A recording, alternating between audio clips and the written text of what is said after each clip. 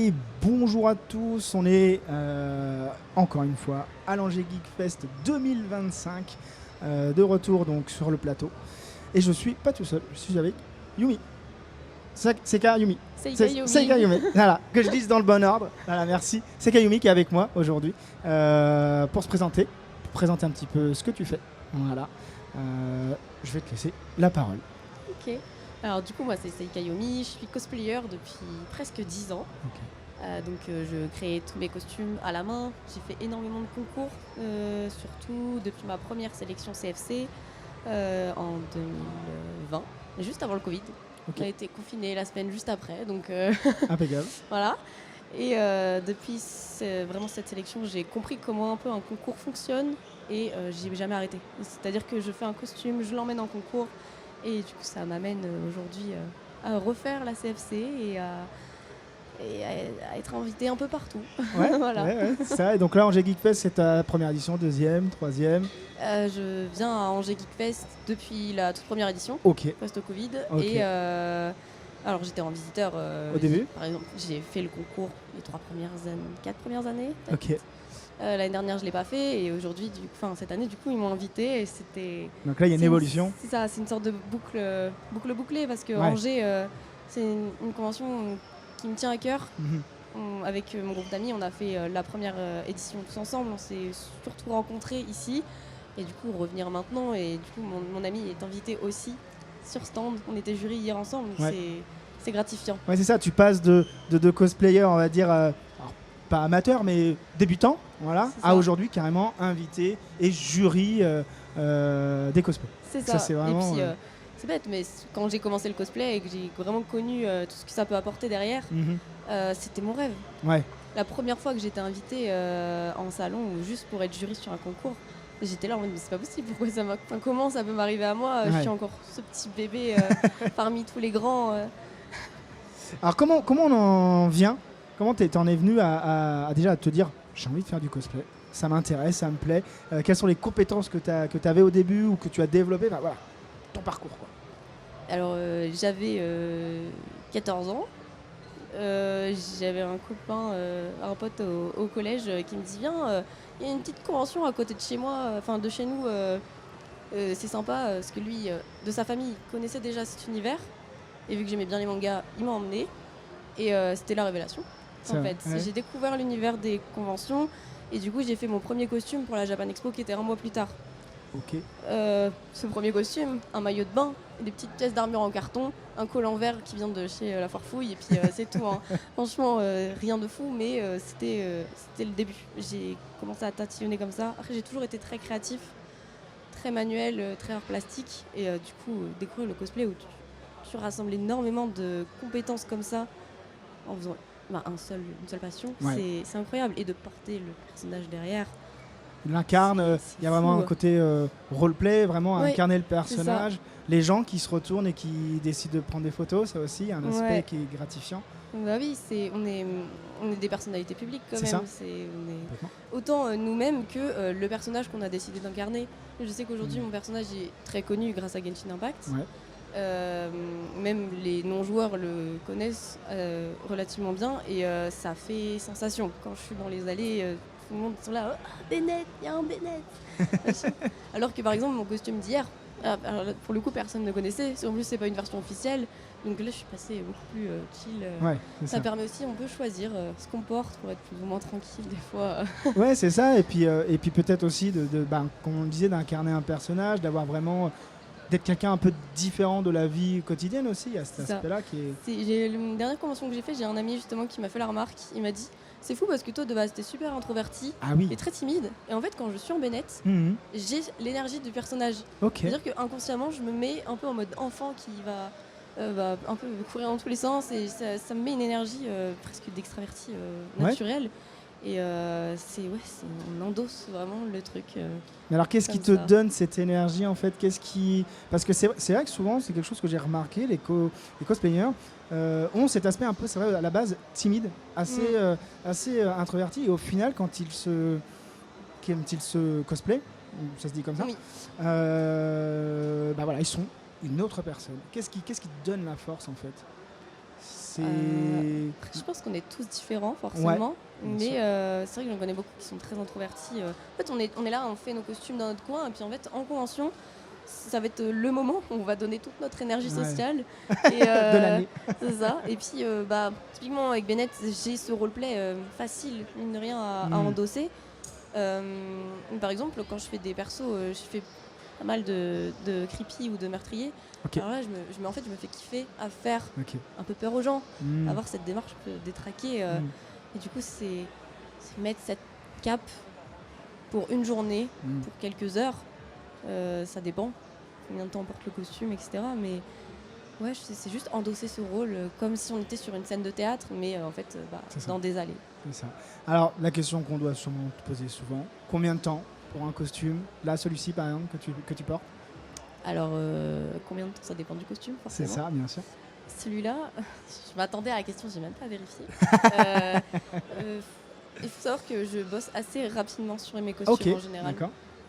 T'as une base en couture ou des compétences là-dedans ou pas du tout? T'as appris sur le tas? J'ai appris sur le tas au fur et à mesure. J'ai récupéré la vieille machine à coudre de ma arrière-grand-mère, je crois, à la base. À pédale? C'était dans des cartons. Non, c'était quand même. Elle était déjà passée à l'électrique. Ok. J'ai commencé comme ça. J'ai commencé un peu de craft avec des matériaux tout pourris, machin. Et au fur et à mesure, on apprend de ses erreurs surtout. Complètement. Et puis voilà, celui-là, je l'ai fait en 140 heures. Ok. Et il est étalé sur 11 mois.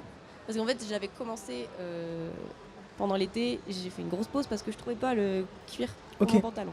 D'accord. Du coup, quand j'ai retrouvé le cuir, je l'ai fait. Mais du coup, je pense sur peut-être 4 mois. Ok. J'ai dû le faire. Voilà. Du coup, tu as des fournisseurs, tu as quelque chose, tu as des je sais pas, des personnes qui t'aident pour ça, en fait, pour retrouver les matériaux. Je sais qu'il y a des forums sur lesquels vous échangez aussi pas mal d'astuces. Alors, ensuite, il y a beaucoup de choses. Il y a beaucoup de Discord aussi qui sont mis en place. Ou même sur Instagram, on se parle beaucoup entre nous. Mais après, moi, je suis très solitaire. C'est vrai. J'aime bien faire mon truc dans mon coin. Je vis dans la campagne en plus, donc je suis excentrée. Voilà, surtout mon groupe de potes, ils sont de Poitiers, de Nantes. Moi, je suis plus vers Orléans à la base. Ah oui. Okay. On est bien étalés. Et non, du coup, au niveau fournisseur, on n'est pas vraiment. Je sais juste que moi, du coup, à Orléans, j'ai un petit marché au tissu tous les dimanches matins. Et en fait, je trouve des pépites à pas cher. Ouais. Ce qui me permet aussi de faire énormément de costumes. Et parce que en fait, mon budget, il est jamais exorbitant. Et souvent, quand on compare, je suis l'un des cosplayers qui met le moins d'argent dans ses costumes. Et à côté de ça, je fais beaucoup d'upcycling aussi, donc ça aide à moins dépenser. C'est ça, en effet. C'est quoi les prochains projets là pour la suite? Alors du coup, je suis en finale de la Coupe de France saison 7 qui est à Tours en fin juin. Oui, on y sera. Le projet, je ne l'ai pas annoncé. Ce que je faisais comme costume. Par contre, sur mon Instagram, je partage tous les whips. Donc si jamais il y a des connaisseurs de l'univers bien niche que c'est, pourront peut-être trouver. C'est plutôt une niche du coup, c'est pas quelque chose d'assez... c'est pas super connu en France quand même. Il y a certains connaisseurs, mais il faut être fan pour savoir. D'accord, ok. Et ensuite derrière, je m'attaquerai au personnage principal de Nier Replicant. Ok. Qui n'a pas de nom. D'accord. Pour le Cosplay Geek Life Contest. D'accord. Nouveau concours. Ok. Voilà. Donc aujourd'hui, on voit, donc là, il y a une évolution monstrueuse quand même. Et du coup, pour toi, ça reste une passion ou est-ce que tu aimerais que ça se transforme en un métier à part entière, vraiment, sur lequel tu pourrais bosser ça? Eh ben, je suis actuellement en train d'essayer de faire la transition. Évidemment, quand j'ai quitté le lycée, j'étais en mode qu'est-ce que je veux faire de ma vie? J'ai envie de continuer dans le cosplay, même si je n'avais pas encore un niveau de ouf. Je voulais aussi beaucoup me pencher sur les perruques. Parce que les perruques, c'est vraiment le truc que je préfère faire. Ok. Donc du coup, aujourd'hui, actuellement, j'ai créé mon auto-entreprise. Alors, spécialisée sur les commissions de perruques pour l'instant. Parce que il y a 3 ans, j'ai fait une formation sur la perruquerie et le maquillage et les prothèses FX, tout ça, des effets spéciaux. Et du coup, pour me permettre en fait, d'avoir beaucoup plus de connaissances reconnues et moi me sentir légitime de me dire je suis perruquier et ensuite maintenant j'arrive aussi à dire je suis cosplayer Parce que je suis déclarée et en fait si on me demande quoi que ce soit, je peux justifier, le faire légalement finalement. Ouais, c'est ça. Ouais, non, mais c'est ça. Et puis ça, comme tu le dis, c'est une forme de légitimité au final. Tu vas te dire, voilà, qu'est-ce que tu fais ? Je suis cosplayer. C'est ça. C'est pas juste amateur, c'est vraiment, là on est professionnel. Ok. Du coup, en tant que professionnel, quel conseil tu pourrais donner à quelqu'un qui débute ou qui voit le cosplay un petit peu d'un œil intrigué et de se dire j'aimerais bien faire mais je sais pas par quoi commencer, j'ai peur que ça soit un petit peu cheap. Quel conseil tu pourrais donner Mon meilleur conseil c'est toujours faut se lancer, parce que de toute façon c'est en faisant des erreurs qu'on apprend, c'est en faisant des échecs même en pleurant qu'on comprend que la motivation elle reste, elle vient, parce qu'en fait après il y a des gens qui n'y arrivent pas et ça dégoûte et voilà, mais en fait si tu as vraiment envie de le faire, qu'est-ce qui t'en empêche ? De toute façon c'est pour te faire plaisir à toi d'abord, surtout parce que le cosplay ça reste une passion. On est certes à vouloir devenir pro, mais on n'est pas en compétition tout le temps, donc vraiment juste se lancer, ne pas dépenser énormément d'argent dès le début, ça ne sert à rien, parce que de toute façon ce sera des échecs au début. Donc par exemple si on commence à crafter, n'achetez pas de la mousse Eva qui est à 50 € le rouleau machin, prenez alors vraiment cheap, pas cher, il y a toujours les tapis de sol Decathlon à 2,50, mais ça c'est vraiment pour faire des prototypes, pour s'entraîner c'est bien, mais pour vraiment construire un truc, moi ce que je conseille toujours c'est les tapis de spa de Jiffy par exemple. Ils sont moins chers, mais ils font vraiment un bon taf de mousse Eva classique, donc voilà. Au niveau des tissus c'est toujours essayer de récupérer des vieilles nappes, des machins. Moi j'ai fait une robe de Alice, c'était une vieille nappe et aujourd'hui elle en est à sa 3e propriétaire. Parce que je l'ai vendue derrière à une amie qui l'a revendue.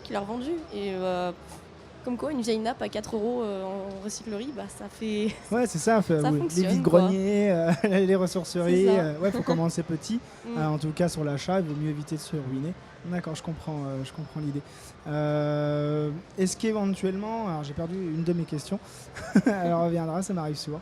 Est-ce que du coup, il y a des thèmes en particulier que tu conseillerais, qui sont un peu plus abordables, un peu plus faciles pour les débutants, des thèmes, je sais pas, plus donc là toi tu es plutôt Genshin Impact pour aujourd'hui.